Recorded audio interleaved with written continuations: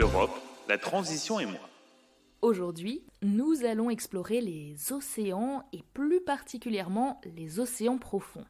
Notre invité du jour est le chercheur Pierre-Marie Saradin. Bonjour. Il est responsable de l'unité de recherche BIP, Biologie et écologie des écosystèmes marins profonds, à l'IFREMER, l'Institut français de recherche pour l'exploitation de la mer.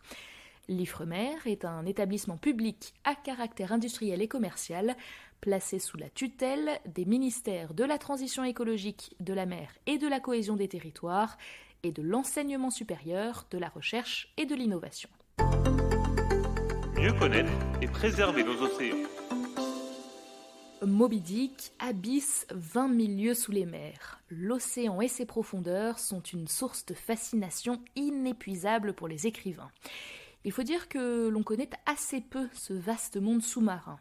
Et déjà parce qu'il est effectivement très vaste, l'océan occupe 70% de la surface de la Terre, mais aussi parce que son exploration nécessite d'importants moyens technologiques. Les submersibles habités ont été développés à partir des années 70-80 pour les submersibles scientifiques.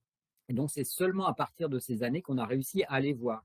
La cartographie également va dépendre de technologies de surface, par exemple des sondeurs multifaisceaux qui vont être utilisés sur les navires. Et seulement 10 à 20% du fond des océans ont été cartographiés jusqu'à maintenant. Et quand on va un tout petit peu plus loin dans la connaissance de ces environnements, on s'aperçoit qu'il y a très très peu de zones qui ont été vues par des humains directement avec des submersibles habités ou alors indirectement via des caméras. Aujourd'hui encore, on connaît donc assez peu les profondeurs marines, mais les nouvelles technologies permettent tout de même de dresser une première image de ces fonds profonds. Alors à quoi ressemble-t-il ? Et en fait, ça veut dire quoi, fond profond ?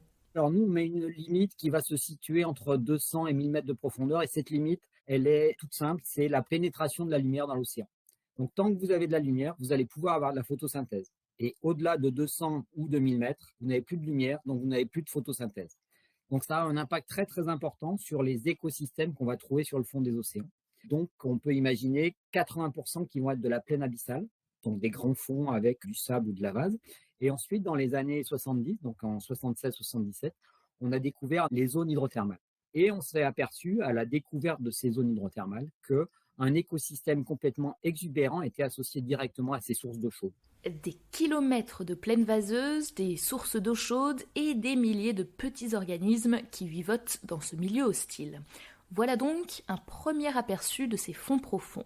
Mais pourquoi est-il intéressant d'aller les explorer ? La première question qu'on se pose, c'est vraiment une question d'ordre fondamental, mais comment fonctionne l'océan ? Et ce fonctionnement, il peut être géologique, géophysique, physique avec la circulation des courants, mais également quels sont les écosystèmes qu'on va trouver, quels sont les organismes qui vivent ici, comment ils vivent, comment ils sont adaptés à des conditions extrêmes, résister à des températures fortes sur ces sources hydrothermales, résister à des pressions très très importantes. Et ensuite, la troisième étape de l'exploration, on va dire, une fois qu'on a compris qui vivait là, une fois qu'on a compris comment ces organismes vivent ici, comment ils se développent, comment ils vont se reproduire, comment ils vont se disperser dans l'océan. La troisième question, c'est y a-t-il des ressources qui peuvent être intéressantes ? Y a-t-il des processus qui peuvent nous renseigner également sur des adaptations qui peuvent nous intéresser ? Par exemple, la vie dans des zones avec très peu d'oxygène, la vie sous pression, comment supporter des hautes températures, etc., etc. Il y a donc effectivement des organismes au fond des océans qui pourraient inspirer la recherche dans le domaine médical par exemple. Mais il y a aussi et surtout d'autres ressources dans les profondeurs qui suscitent énormément d'intérêt. On va parler de 3 types de ressources, des ressources biologiques, des ressources minérales et des ressources énergétiques. Donc, quand on parle des ressources biologiques, par exemple, on a dans les écosystèmes profonds des micro-organismes qui sont capables de produire des molécules organiques qui pourraient remplacer, par exemple, du plastique, qui pourraient être utilisées dans le monde médical, qui peuvent avoir des activités antivirales ou antibactériennes.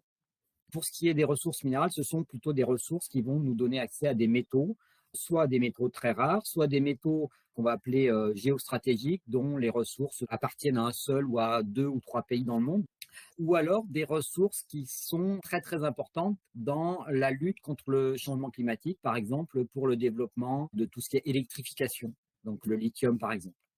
Et enfin, si on parle des ressources énergétique. Donc la plus connue est le pétrole, mais on s'aperçoit maintenant que c'est une ressource qui arrive à son terme. Et ensuite, on a découvert d'autres sources d'énergie, comme par exemple les émissions de méthane, l'hydrogène ou d'autres ressources de ce type-là. Ces ressources minérales et énergétiques sont de plus en plus convoitées par les industriels. Alors pour réguler leur exploitation, la France a décidé d'organiser en février dernier, dans le cadre de la PFUE, le One Ocean Summit, premier sommet mondial consacré à la préservation des océans qui s'est tenu à Brest.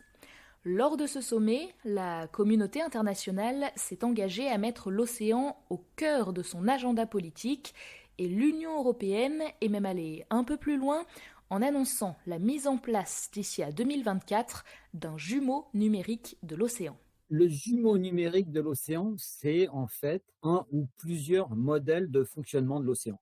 Donc, c'est un modèle mathématique qui va intégrer un maximum de connaissances possibles avec un maximum de variables d'entrée et en modifiant ces variables, on va être capable de prévoir l'évolution de l'océan à long terme.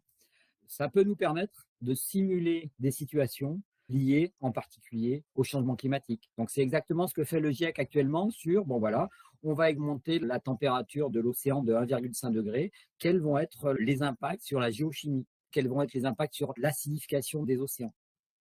Si ce jumeau numérique il est suffisamment pointu, précis, on pourra lui dire, si jamais on exploite, on va avoir l'émission d'un panache de sédiments, quelle va être l'étendue de ce panache, quel va être l'impact géochimique sur la colonne d'eau, etc., etc. Donc, c'est vraiment un outil de prévision. Mais actuellement, on manque encore beaucoup d'informations et de données, justement, pour aller jusqu'au modèle. On est dans l'exploration, on est dans la compréhension du fonctionnement. Et à partir du moment où on aura vraiment compris comment fonctionnent ces écosystèmes, on pourra commencer à évaluer des impacts de cette exploitation et évaluer justement le risque pour le fonctionnement global des océans. Pour l'instant donc, la priorité est à l'exploration avant toute exploitation. Et cette exploration est soutenue depuis de nombreuses années déjà par l'Europe via des fonds européens alloués à la recherche. L'impulsion européenne a été vraiment liée à la création de ces financements de projets de recherche européens. Et ces programmes de recherche vont être focalisés sur l'exploration, puisque cette exploration est coûteuse et nécessite justement des partenariats européens. Il y a un focus environnemental, tout ce qui est processus de restauration des habitats, mais aussi un focus sur des questions économiques et financières, justement sur comment travailler avec les industriels sur des projets d'exploration pouvant aller jusqu'à de l'exploitation. Le corollaire, c'est comment développer des nouvelles méthodologies de surveillance environnementale, comprendre la restauration naturelle ou assistée de ces écosystèmes, etc., etc.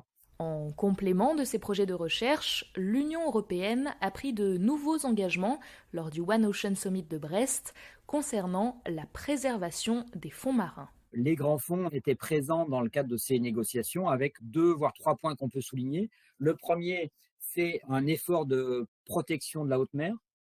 Et pour protéger, il faut connaître. Donc, ça veut dire aussi augmenter cet effort d'exploration de la haute mer, mais ça va aussi dans le sens de la gouvernance de cette haute mer avec les négociations sur l'utilisation des ressources biologiques pour le bien public. Le deuxième point était lié plutôt à la cartographie des océans et notamment de l'océan profond. Il y a, on va dire, une dizaine de pourcents de l'océan profond qui est cartographié et on s'aperçoit que plus on descend en profondeur, moins la donnée est présente. Donc, on va avoir des cartes qui sont beaucoup plus précises à des faibles profondeurs et beaucoup moins précises quand on va dépasser 5 ou 6 mm de profondeur. Et finalement, le troisième engagement qu'on peut ramener aux environnements profonds qui a été discuté à Brest, c'est l'augmentation des aires marines protégées. Donc, ça peut également concerner le profond. Donc, c'est commencer à développer des aires marines dans lesquelles on va réglementer très, très fortement les usages. Et tous les usages, ça peut être la pêche, ça peut être le tourisme et ça peut être aussi l'exploitation. Et ce sont des aires marines qui peuvent également servir de zones de recherche privilégiées. Ça va être aussi des zones qui vont permettre le bon rétablissement d'écosystèmes et on s'aperçoit qu'une aire marine protégée bien gérée peut répondre très très efficacement à des problématiques de stock de poissons par exemple ou de restauration d'écosystèmes abîmés. Si l'Europe a décidé de se saisir du sujet des océans profonds et de veiller à leur préservation, c'est bien parce que leur exploitation pourrait débuter dans les prochaines décennies, même si pour l'instant, on manque encore de données scientifiques. Actuellement, on arrive à un consensus scientifique qui précise qu'on n'a actuellement pas suffisamment d'informations sur le fonctionnement de ces écosystèmes marins profonds pour évaluer de manière scientifique, réaliste, des impacts potentiels. Donc à court terme, on a ce consensus scientifique sur l'impact. On manque également d'informations précises sur ces ressources qui ne sont finalement pas encore complètement identifiées. Est-ce qu'il est intéressant économiquement, financièrement, d'aller les exploiter? Ces ressources sont-elles vraiment avérées ou sont-elles insuffisantes pour être exploitées? On a encore aussi des interrogations sur le coût simplement de la surveillance environnementale. Il sera beaucoup plus cher d'aller surveiller une zone d'exploitation à 5000 mètres de profondeur plutôt que dans un domaine côtier ou dans un domaine terrestre. Donc actuellement et sur du court terme, on a encore beaucoup d'interrogations. Par contre, technologiquement, on s'aperçoit que les industriels développent de l'instrumentation spécifique pour aller faire cette exploitation. Et c'est là tout le paradoxe de l'exploitation des fonds profonds. Les ressources que les industriels aimeraient aller puiser sont nécessaires pour faire face au changement climatique, notamment pour produire des panneaux solaires ou pour alimenter les transports en hydrogène, mais cela risque d'endommager les écosystèmes des océans.